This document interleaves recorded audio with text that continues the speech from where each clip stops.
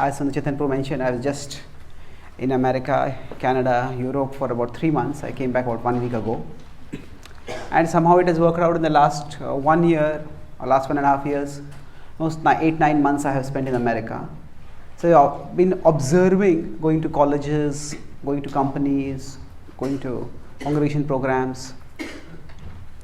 So one of my most strongest insights or realization, if I may use the word, is that people everywhere are in enormous distress.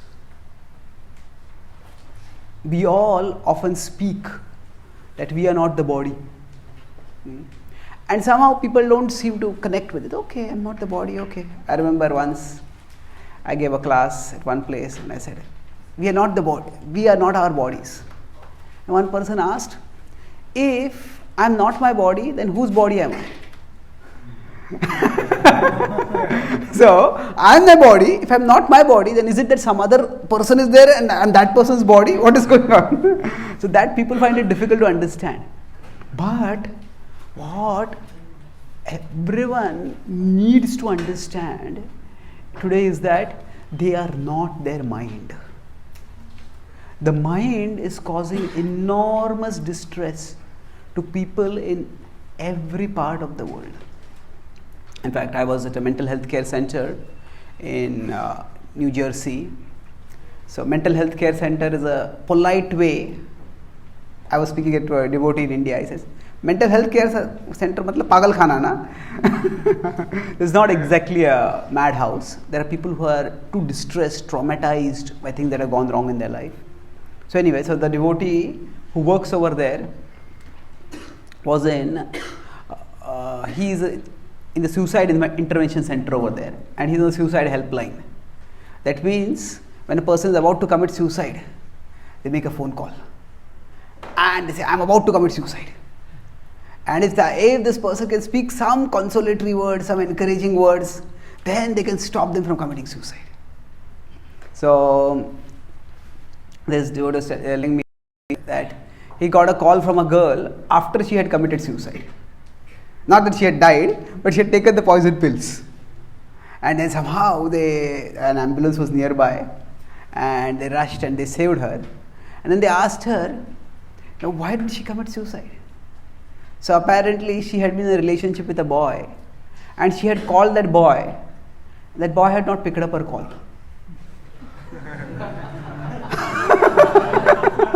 I must say, so many times we don't pick up each other's calls. But when we function in the world, we don't respond to the world. We respond to the mind's interpretation of the world. That means when he did not respond to her call, her mind told her a story. Oh, he didn't respond to the call because he has left you.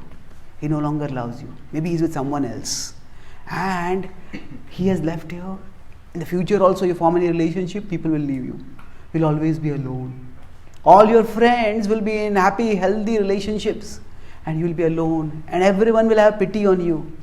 And living such a pitiable life, what is the use? Better end your life.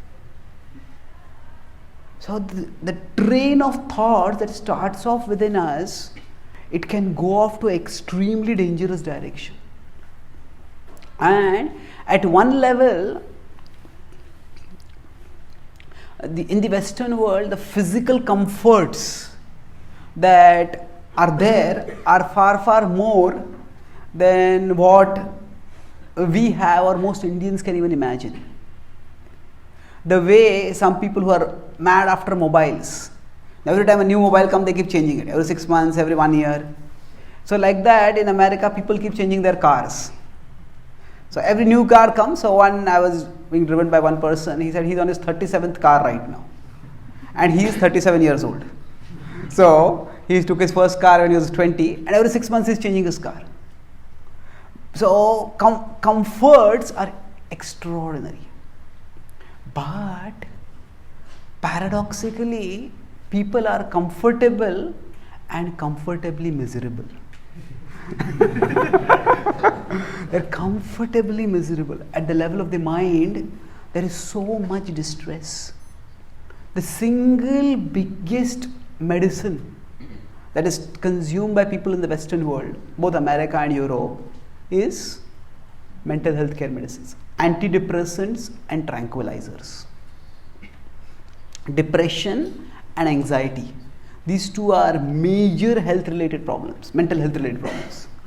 And this is the amount of money that is spent is astronomical.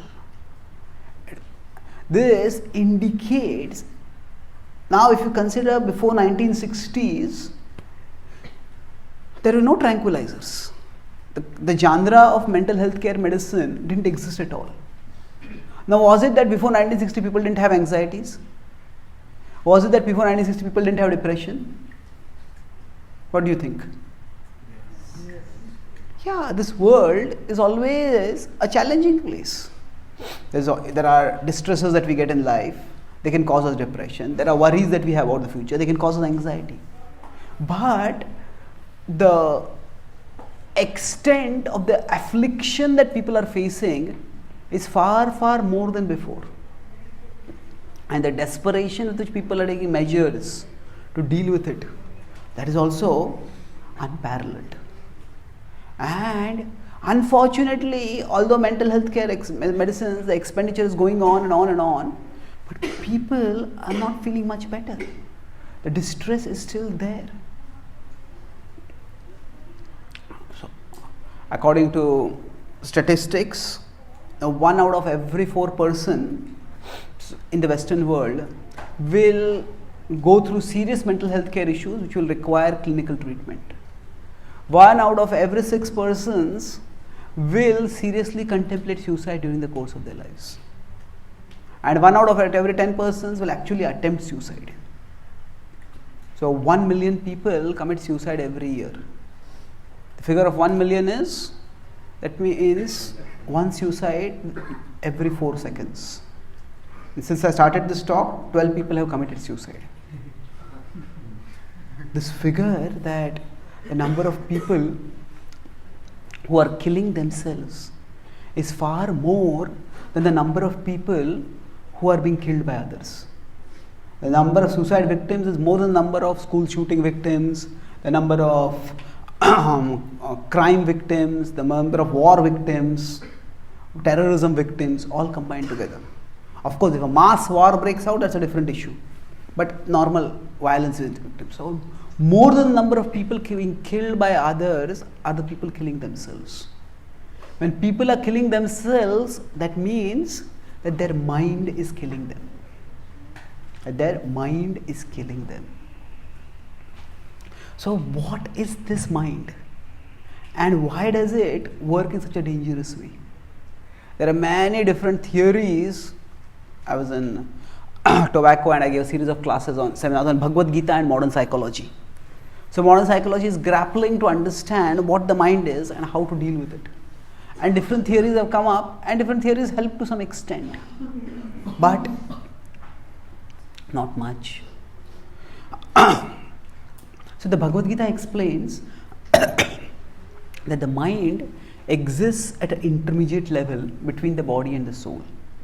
The mind is the link between the physical level of reality and the spiritual level of reality. If you want to consider a simple example, if I was at a devotee's house, and a nice bungalow they had, and they had a big window, and outside there was greenery, and I was watching the greenery, and suddenly I saw a huge gorilla just outside the window, about to smash the window. I was alarmed. I looked at the devotee and he was laughing. I looked at him again, he was laughing, and then I found he had a remote in his hands, and he pressed the remote and the gorilla disappeared. So what he had done was that there was this window, and that window was designed in such a way that by pressing a remote, that window will turn into a TV screen. And just to have fun, he had created a virtual video of a gorilla coming to attack in the same background as was visible through the window. So at one moment, the window, that glass acts like a window, and the next moment it starts acting like a TV screen. Our mind is exactly like that. Our mind is normally meant to function like a window. A window from which outer stimuli come to us. Shotram chakshu sparshanam cha rasanam granam eva cha adhisthaya manaschayam vishayanupasevate. In 15.9 the Gita, Krishna says that the five senses, the inputs from all of them come together and are integrated and presented on the mind. And the soul responds to the mind. So, I was at another place, and actually I was at the Soho Street Temple in London. So there, at the entrance, they had the security cabin and then they had the reception cabin. And there in the security cabin, they have, here also you might have seen this, it might be there, there's like a big monitor in which there are many small windows open. So at each of the gates, each of the entry points or each of the important points, what is happening, there are closed circuit TV cameras are there. And from all of them, the input comes in on one big screen. And if the person in charge, security, sees something suspicious, just click on one. And then that zooms up. And they can see carefully what is happening. So like that we can say, on the screen of our mind, many windows are open. And they are small windows. So right now, say one window is the sound window, and you are hearing what I am speaking. The other window is a sight window. Then another window is the touch window. Now some of you may feel, oh, this AC is too cold, or it's not cold enough. Or say in the background, say if prasadam is to be served, and as you are hearing this class, you get the fragrance of a gulab jamun. Then immediately the smell window zooms out, and then usually a TV starts over there. Oh, when will I get this gulab jamun? Will there be one or two? The last feast, maybe there will be a lot of when will I get to eat it? When will this class end? I will just forget everything and start thinking about the gulab jamun. So what happens on the screen of the mind? Any window that may just zoom out, the mind doesn't just keep it as a window. From there, it suddenly becomes a TV. It starts imagining. And the imagination, if you see there is 5 windows associated with the 5 senses, but each of these windows can also have sub windows. So right now you are looking at me, but while you are looking at me, at the periphery of your awareness, you can see some other things also around you. And if something unusual starts appearing over there, that window zooms up. So so the mind is very, very dynamic. And along with that, you could say there is another window which has infinite windows which can be opened over there. That is the memory window, the recollection window. So there is the perception window which shows the outside world, the recollection window which shows what has been impressed already. And sometimes these two can combine together and start off a movie. And that movie can just completely hypnotize us. So our emotional state as well as our capacity to perform will depend on what appears on our inner screen and how we respond to it. So what is happening? The whole technology today is working to make the outer world more and more comfortable.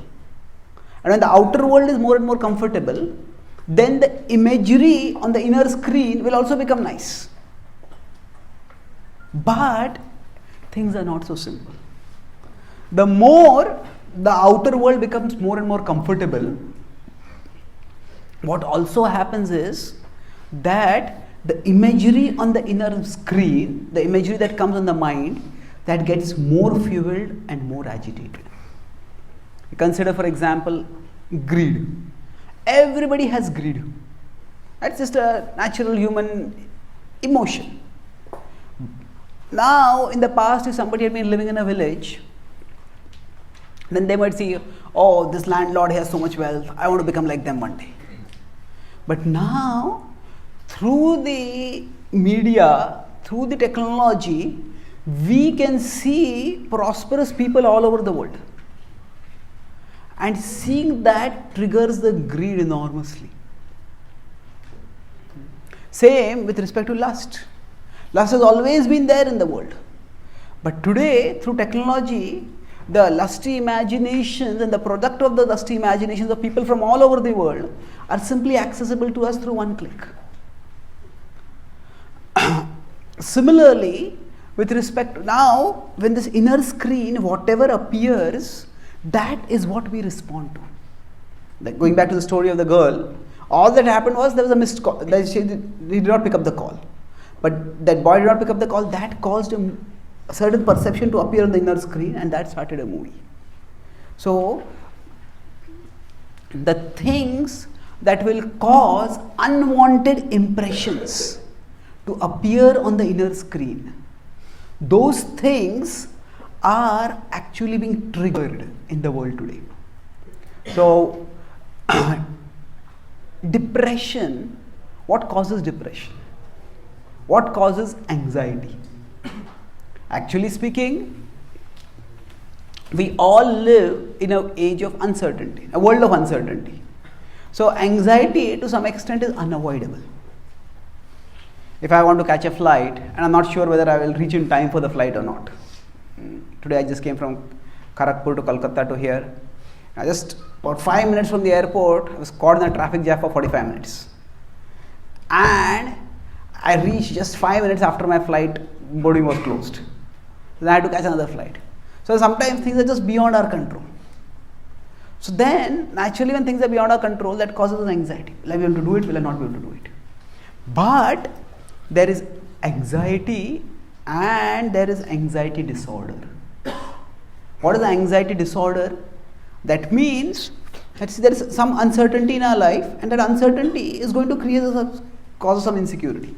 But imagine there are many windows open, and one window is, oh, will I be able to do it or not? Will I be able to do it or not?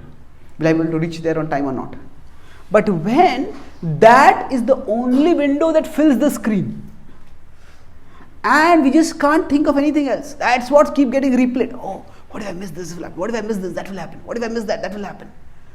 And when the negative possibilities start getting replayed more and more and more on the inner screen, then that causes enormous anxiety. So, actually in today's world, because we have breaking news from all over the world available very easily, and most of the news is about three things: disaster, death, and deceit. Destruction, oh, this volcano exploded over here, this happened over there, that happened over there, oh, so many people died over here, oh, this person did this scam. So what happens? Our mind's capacity to imagine all kinds of distressing scenarios, that is fueled. That is fueled. And that's why one small negativity can cause a catastrophic imagination of the mind. And thus, the mind starts if the mind's movie not only gets more and more powered by all the horrible things that we see, and on top of that we also have horror movies which people watch. So, the paradoxically, the same technology that is making the mind, the world as comfortable at the physical level, at the mental level, it is increasing our fears. It is causing the fearful images to appear more and more on our inner screen, and the problems are there. The problems have always been there. But when our inner screen starts displaying nothing except the problem, sometimes we just have to live with pain. Live with pain means that, suppose you are going to go to going to some picnic, and just before you went to the picnic, you are about to go to the picnic, the previous night you get flu, and then you are lying in bed, and now flu is not a very painful condition. It is tiring. It is we have to take some rest, but at that time, what happens? The mind starts its resentment movie. Resentment. Oh, why did this have to happen? All my friends must be enjoying out there. I am lying in this bed. And as the mind starts resenting, resentment of reality often hurts much more than reality. Why is this happening? Why is this happening? Why is this happening? So when this one thing goes wrong and the mind keeps replaying it. Why did this happen? Oh, and this replays become all the more prominent because most of us are fueled by most of our imagination is fueled by all the happy images that we see in the media also. Oh, this person is so happy, this person is so happy, this person is so happy. Oh, I am so unhappy, I am so miserable. So, in this way, we start resenting.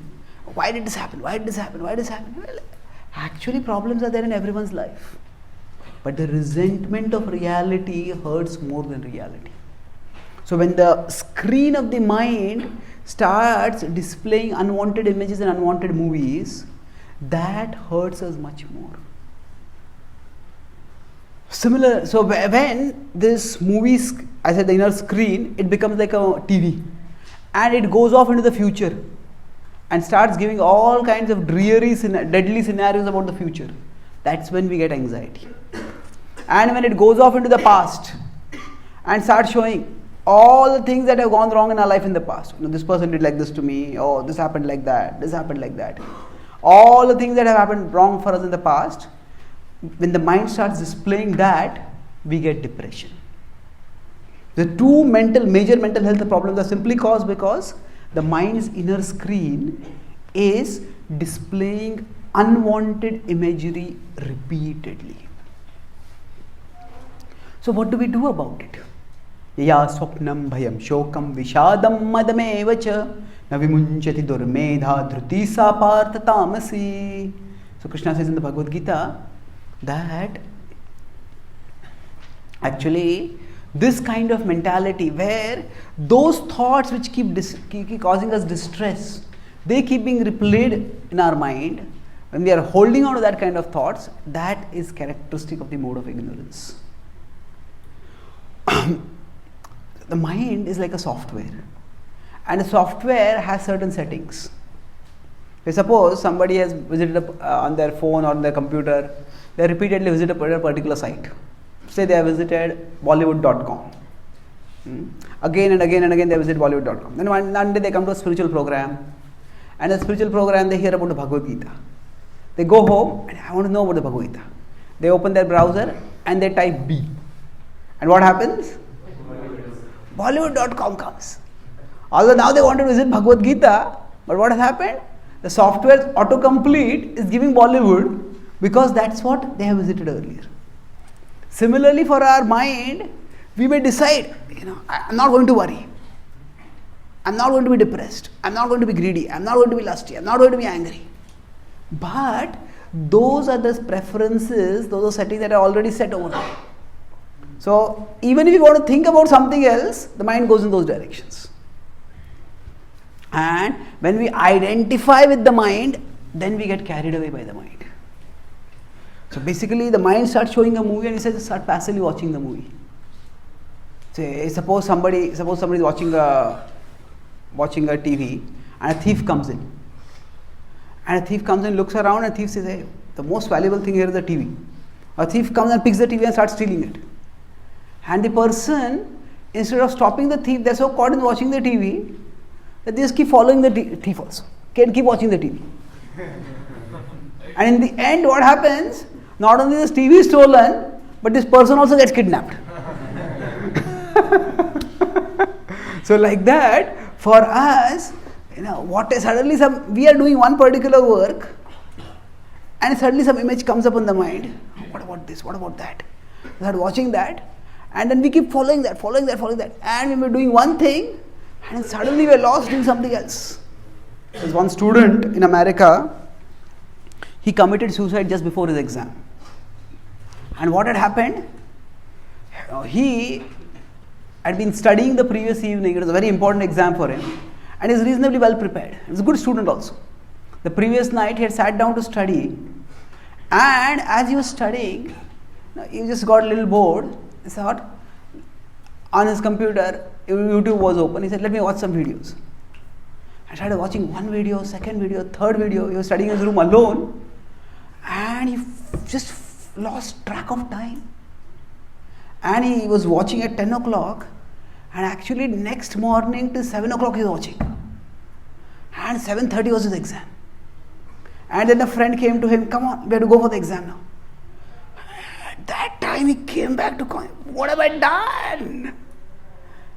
He said, I'll come a little later. And he got into such a panic at that time. What have I done? I just blown up my chances for this exam. And he went into such a panic and he committed suicide. So, actually, this is a physical representation and it's quite tragic. But just as one can just watch this clip, watch this clip, watch this clip. Like that, the mind says, think about this, think about that, think about that, think about that. We just get completely carried away. So our mind's negativity, mind's destructiveness is being fueled in today's world. Because there are so many images that can come up and so much provocation is given to us in various ways. So therefore, we need to learn to distance ourselves from the mind. How do we distance ourselves from the mind? There are two things, intelligence and transcendence. Intelligence means that we have to study the philosophy of the Bhagavad Gita, train our intelligence, and then we learn to observe our emotions. So whenever I'm feeling angry, whenever we start feeling like that, just add 4 words before it. The mind is saying, I'm feeling angry. Oh, the mind is saying, is there reason to get angry? There's no reason to get angry. Whatever emotion comes in your life, I'm feeling depressed. The mind is saying, I'm feeling depressed. Oh, okay. Is there reason to be depressed? There may be, there may not be. We can evaluate it. So as soon as you can develop this habit, whatever emotion comes, just preface, the mind is saying. Krishna talks about this in the Bhagavad Gita when he says that recognize that your emotions are not your emotions. They are the products of the mind and the modes present within it. In 14.22 and 23 he says, Prakasham cha pravrittim cha mohameva cha pandava nadveshti sampravrittani nanivrittani kankshati udasina vadasinam gunairyo na vichalyate gunavartanti tyeva yovatishtati nengate. So he says that whatever thoughts, emotions, desires come up, understand that they're simply the products of the modes. The modes are basically like the default settings in our computer. Certain things just pop up. And he says, observe them. Suppose we are working on a computer and suddenly something pops up. Then rather than immediately watching it, we evaluate. Do I need to see this? Is this important? Is it not important? So, udasina vadasinam. Be situated as if detached. This as if detached is a very interesting word. In English there are 2 words, disinterested and uninterested. Disinterested means one who has no vested interests, one who is impartial. And uninterested means one who has no interest at all, one who doesn't care for it at all. So, Krishna is telling us to be disinterested observers of our mind, not uninterested. It's our own mind, and what is happening, we are concerned about it, but we don't have to identify with it. So, to understand the difference between disinterested and uninterested, let's take the example of a cricket umpire. A cricket umpire has to be disinterested. It's not that they favor one particular team. Oh, you appeal, out, out, out. No, whenever the player appeals, the umpire has to evaluate. Is the appeal valid or not? But the umpire cannot be uninterested.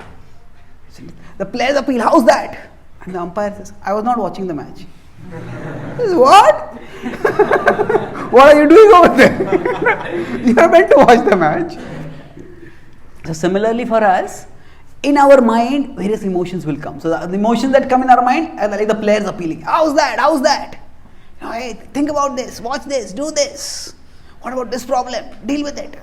So these are all like players were appealing. And we become disinterested observers.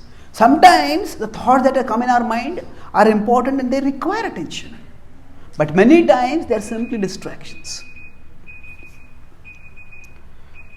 This example of a distraction. So on an average, psychologists have found that depending on how agitated a person's mind is, it is between 1 out of 50 to 1 out of 5,000 of the thoughts that come in our mind deserve our attention. 50 thoughts come in our mind, out of that one thought deserves our attention. What do I mean? Suppose I am driving a car. Then there are so many things. There may be some TV, some movie theater going over here. There might be somebody shouting over there. There might be something happening in the back seat. And we ourselves may be feeling comfortable, uncomfortable. So many thoughts just keep coming inside us. Now at that time, most of them the driver doesn't have to do anything about it. But suppose the front vehicle has suddenly slowed down. That is one thought which requires immediate attention. The other thoughts, they don't require much attention. So basically, when we have our intelligence well trained, we are like that umpire who is disinterested, not uninterested. Then we can observe and we can evaluate. So, udasinavad asinam gunairyo na vichalyate gunavartantityeva yovatishtati nengate. Krishna says, become an observer of your own emotions. And when we do this, then whatever comes in the mind, we will not reject it immediately, but we will not accept also immediately. We will evaluate it. Just like I said earlier, oh, I am feeling frustrated. The mind is saying, I am feeling frustrated. Now, as soon as you put the mind is saying, what happens? The immediacy decreases. The immediacy which is affecting us, it decreases.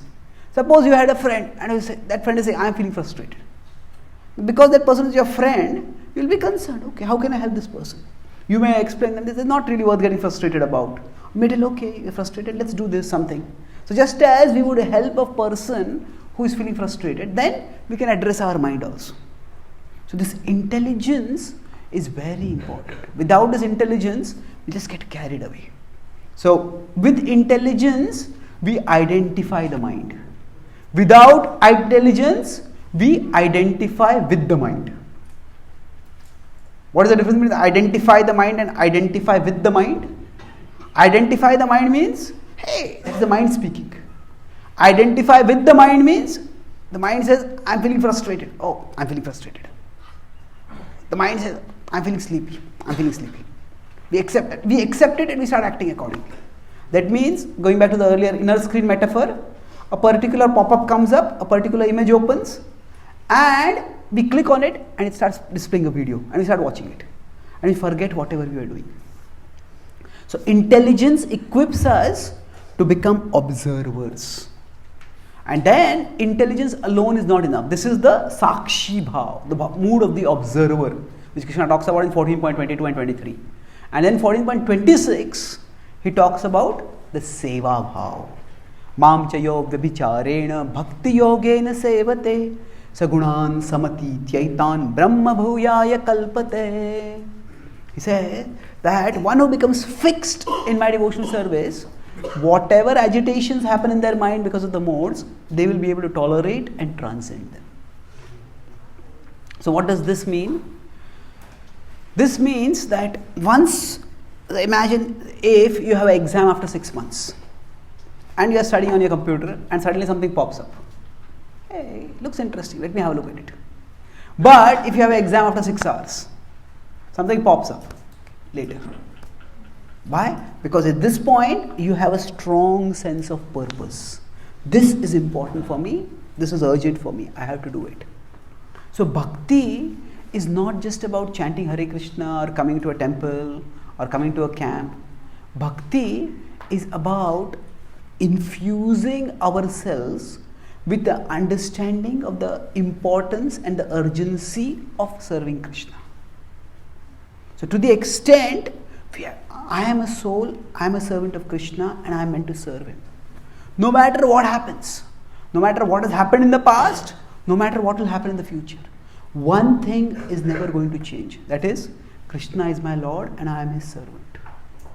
And no matter how many bad things we have done in the past, no matter how many bad things have happened to us in the past, No matter how many terrible things we may do in the future, no matter how many terrible things may happen to us in the future, through it all, one thing is unchanging. Krishna will always be with us. Now, Krishna's love for us doesn't depend on how the world sees us or even how we see ourselves. Krishna's love for us is not based on who we are. Krishna's love for us is based on who He is. He is the all-loving, all-merciful Father. So the world may praise us, the world may criticize us. We ourselves may do terrible things, we ourselves may do wonderful things. But Krishna's love is there because He is our all-loving Father. Acharyas give the example, just like the sun gives light to everyone. The person may be a sinner or a person may be a pious person. So similarly, Krishna always loves us. And I have this conditioning, I may have lust, I may have anger, I may have greed, I may have depression, I may have fearfulness. All these weaknesses we may have. But our greatest weakness is not any of these. Our greatest weakness is our unwillingness to believe that Krishna loves us. Our greatest weakness is our unwillingness to believe that Krishna loves us. And He loves us even now, right now. So if by the association of devotees, if by hearing scripture, we can just get this faith that Krishna loves me even now. Krishna is with me right now. Krishna is there to guide me. That faith will give us a sense of security and a sense of purpose. Security means no matter, the mind starts, things go wrong in the outside world and the mind starts imagining many, many wrongs. But Krishna is there with me. Krishna is there with me, everything will be taken care of. That will calm us and that will help us to respond properly. And sometimes the mind screen may just become completely horror movies may start going on over there. And that time it may be so troubling, even to identify, to use our intelligence may also be very difficult. But at that time, if we have developed some spiritual habit, if we have made it a habit to say chant Hare Krishna, to study scripture, to hear some class.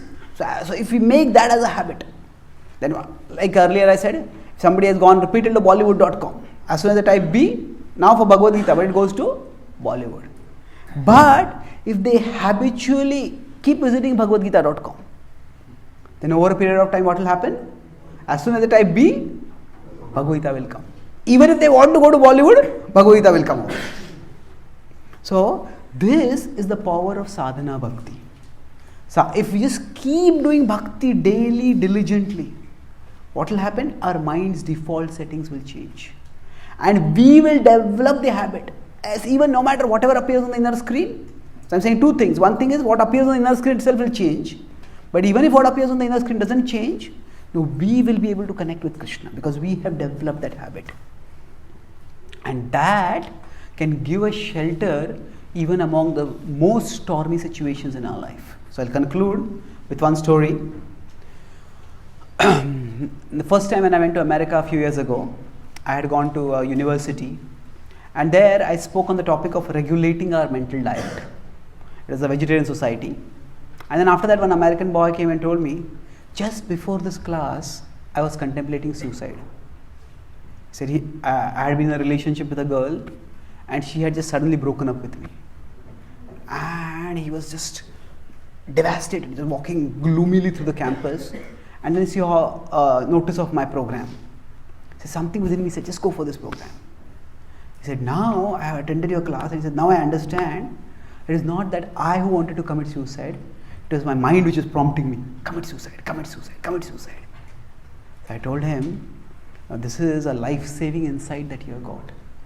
It can save your life not just in this particular situation, but in many, many troublesome situations in future. I encourage him to read the Bhagavad Gita regularly.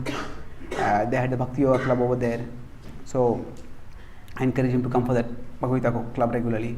I also write on the Gita every day. It's practical application at gitadaily.com. So I encourage him to read that. and he subscribed for that. Then every year when I go once or twice to America, and I go to that university, I'd meet him. And last year when I had gone, again he met me and he told me this was several years now after that. He said again he had gone through a similar incident. He had been in a steady relationship with a girl for quite some time, and she had just unilaterally broken up with him. Just send one message, say I'm breaking up and I'm blocking your number, don't contact me at all. And he was just shocked. So he got a message when he was in his class, just walked out of his class, came to his room, he closed the door, locked the door, closed the windows, pulled down the curtains, turned off the lights. And he had a taste for music. So he had his own violin. So he picked up his violin and he started singing Hare Krishna. And he told me for 6 hours continuously, I was just singing Hare Krishna, calling out to Krishna. And he said during that time, although the whole room was dark, I felt as if I was being bathed in a sublime spiritual light. I felt I was being comforted by a most loving, healing presence. He said, I felt Krishna's love at that time for me.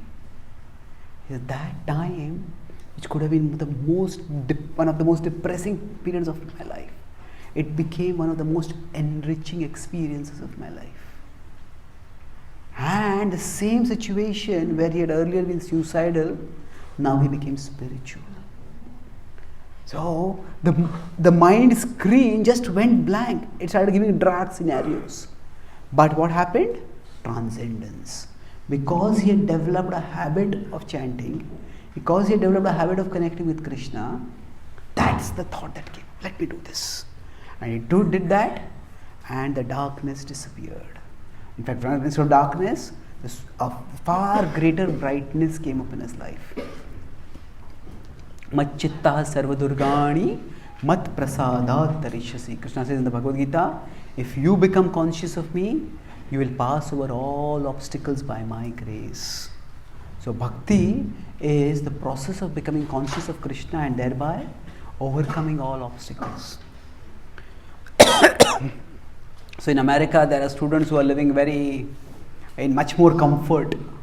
But the spiritual comfort of the facility for practicing bhakti is practically not there anywhere. So in India, we may sometimes have a little less material comforts, but the spiritual comforts are much, much more valuably available. And many devotees who studied in colleges in India and then they went to America, and they were connected with bhakti over here, and they go to America, they start valuing bhakti much more. He said, here we had so much association in India, but we didn't take it much seriously. Now in America, we long for association, long for a conducive environment. But it's just not there. So all of us have our material dreams, material desires. I want to achieve this, I want to achieve that, I want to achieve that. One common desire many Indians have is to go to America. When I went to 1996-97, I had given my GRE. I had topped in GRE. I was supposed to go to America at that time. Somehow Krishna arranged me to come to his feet. So 2015, when I went to America and came back, at that time, all my relatives from various places called me. They said, your life has become successful now. You got to the dreamland of America. But the dream is there. And yes, there are material comforts there. But the greatest comfort is the comfort of our connection with Krishna. And wherever we go in life, if we have this comfort, whatever life sends our way, we'll be able to deal with it. We'll be able to grow through it. But if we don't have this, whatever we get in our life, still we will be dissatisfied. So all of you are extremely fortunate to have the opportunity to take shelter of Krishna now. And just grab this opportunity, and by Krishna's grace, everything else that needs to be done in life, that will fall in place. Krishna Bhakti is so wonderful, you don't have to give up other things. You just have to take up Krishna Bhakti. And when you take up Krishna Bhakti, all other things will fall in place because the mind will fall in place. And when the mind falls in place, everything else will be able to do much, much better. So I'll summarize. I spoke about why we need spirituality in the age of technology. I started by talking about how people are immensely distressed mentally. One unanswered phone call can make someone suicidal. Why? Because the mind is filled with all kinds of horrendous ideas. So physically, technology has provided more and more comfort, but psychologically, we are comfortably miserable. That's because the mind, whatever forces cause it agitation, those forces are being impressed more and more on the mind. I talked about the mind is meant to be like a window which shows us the outer world. But the mind can also act like a TV, which can just go off and start showing a horror movie. And on this window, there are 5 smaller tabs open, which are the 5 senses. And then there's a tab of the recollection that is open. And normal functioning requires that the tab which we use important for us, that is what open up and zoom. But when the mind becomes uncontrolled, then an unwanted window zooms up. And not only zooms up and occupies the screen, immediately starts a movie also. So if there is a problem in life, yes, it has to be dealt with. But that starts zooming up, and either it causes resentment, and resentment of reality hurts us more than reality, or it causes us fear, anxiety, worry, and that makes us get an anxiety disorder, panic attack we might get. So when the inner screen starts showing movie about a horror story of the future, that causes fear and anxiety. When the inner screen starts showing a tragedy story of the past, all that has gone wrong in our life, that causes depression.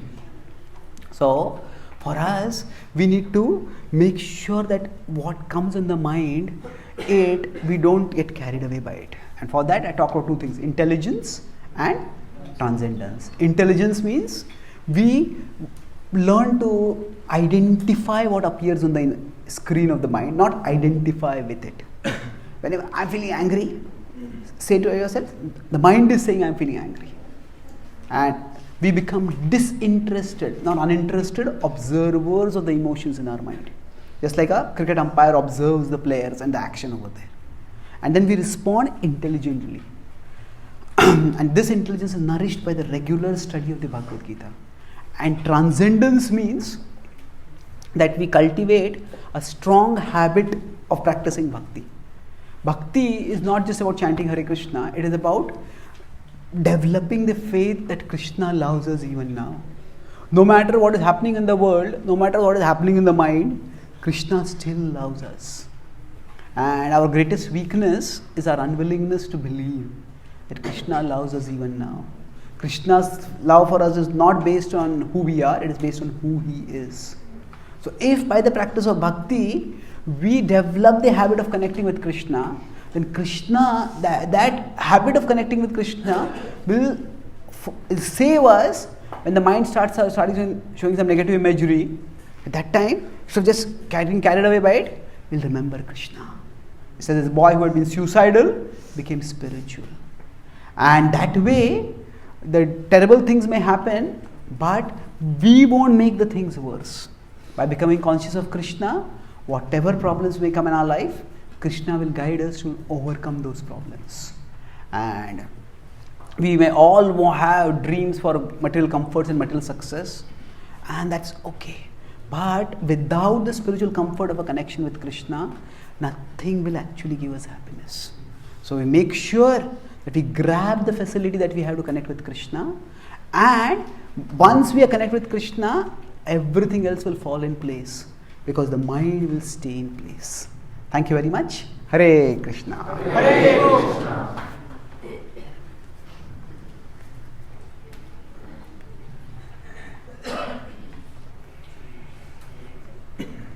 Hare Krishna. So we are very thankful for such a wonderful presentation.